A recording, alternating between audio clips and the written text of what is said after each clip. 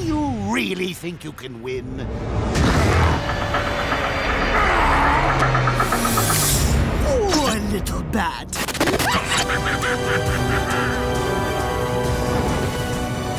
Batman Arkham Asylum was first announced back in 2008, developed by Rocksteady. There was little faith at the time that any superhero game could be good, the only positively received superhero games being older arcade games and Spider-Man 2. Expectations were low after years of disappointment, but what Rocksteady did here was create one of the greatest interpretations of these beloved characters, and in my opinion, they made one of the greatest gaming trilogies of all time. Batman Arkham Asylum was released back in 2009 and received critical acclaim, hailed as the greatest superhero game ever made at the time. So what makes it so good? Why is this series so beloved by fans? I'm just going to talk about why I love the game and why it's one of my all-time favorites.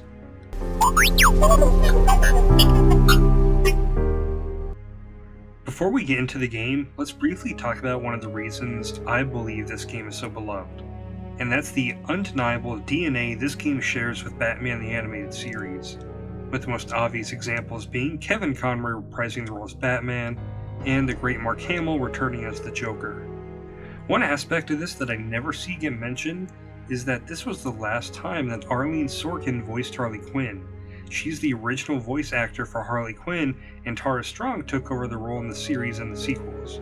Arguably the most important member of the Batman the Animated Series returning is Paul Dini, who wrote the story for the game.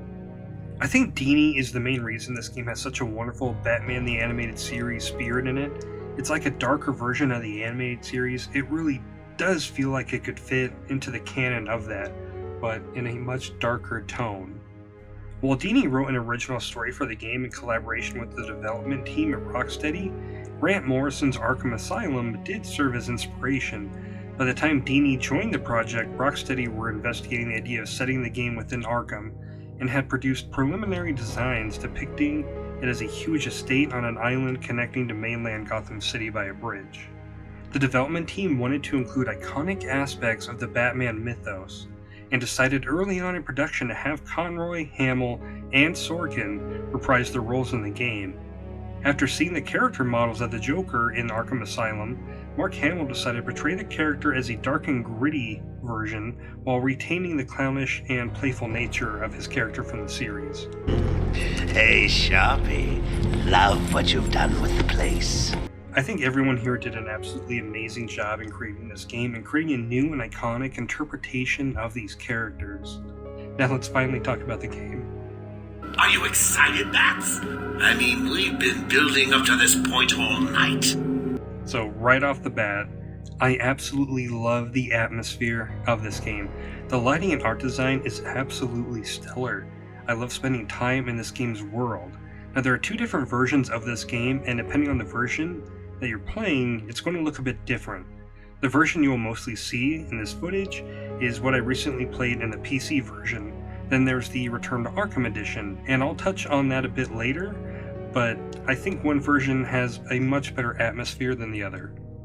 Now the game opens with Joker escaping and running loose in Arkham. One thing I really enjoyed is as the game progresses, control of the prison changes. When you first go outside, there are guards in the towers, and you won't get attacked going from building to building. But as the Joker gains control, his goons take control of the towers and will shoot you as you run by. As of 10 minutes ago, I have made it illegal to walk on the floor in any part of the assignment. Then later on, you have the crazies that will sprint at you, and then Poison Ivy's plants are going to attack you, and they were by far the most annoying enemy in the game. Now, in my opinion, the combat in this game is some of the greatest combat in gaming history. It's easily my favorite combat system in any game, and it has an easy to understand but tough to master system. This game really makes you feel like Batman. And the player really feel like Batman. Could not look or feel more Batman. It does feel like we feel like Batman. I know it's a meme, but still, the gameplay is just so good, you feel like a badass. And if you're playing a game where you play as Batman, you're going to want to feel like a badass. And the stealth mechanics are also so good. This is the game that made me fall in love with stealth in games. It's so much fun here. I've played this game at least once a year since its release, and it never gets old. The gameplay in this is absolutely timeless, and it still holds up. You also have detective vision, and I remember people being annoyed at how useful it was back in the day, and I never understood why until my most recent playthrough. The graphics and atmosphere are so great in this game that I don't want to use detective vision, but it's so helpful in spotting danger in the enemies, it's hard not to use it. But I don't think that it's because detective vision's bad, it's because the game looks so good, I don't want to use it. And detective vision ended up being very inspirational to a bunch of other games, like many games to this day still use some type of system that's just like detective vision, like think of the Witcher sense from The Witcher 3, for example. Now the graphics, stunning. All these years later, this game is still absolutely beautiful. It looks so good. I think the lighting and atmosphere go a really long way here. It just creates such a great environment and mood for you to explore. And I really do think this game's visuals are still great today, and they are just so good. Like, arguably, I think it has a better atmosphere than some of the sequels. Now, the open world. Well, sorta. You have Arkham Island to explore. As you progress in the game, you'll unlock new gadgets that will allow you to access new areas. You'll find secrets and a bunch of awesome Easter eggs. Now, this is where we're going to talk about some of the villains in this game. Starting with the Joker, he is great. Mark Hamill absolutely killed it here. There's definitely more of a sinister edge to the Joker here compared to the animated series version. Joker definitely feels like much more of a dangerous threat. With his consistent taunting throughout the game, it really does convey that he's indeed in charge and running the asylum. And probably one of the most iconic parts in this game are the sections with Scarecrow. And I'm sure we all remember the first time we thought our game glitched and crashed. The sections with Scarecrow were so good, and they really help break up the normal combat cycle of the game. They also look great, and they just, like, I keep saying this, but the atmosphere in this game is so good. Like, I can't get over how much I enjoy just looking at this game. Also, do you remember the part where Joker shoots you? When I first played the game, I was so confused about how to avoid dying. Move this middle stick? What middle stick? Like, I remember getting really mad. I quit the game. I didn't hit retry. I just quit the game and started playing it again a few hours later. Then you have that awesome Killer Croc section. When I first played that, it genuinely terrified me. I walked so slowly and jumped whenever he would jump out of the water. That section actually scared me a lot back when I first played it.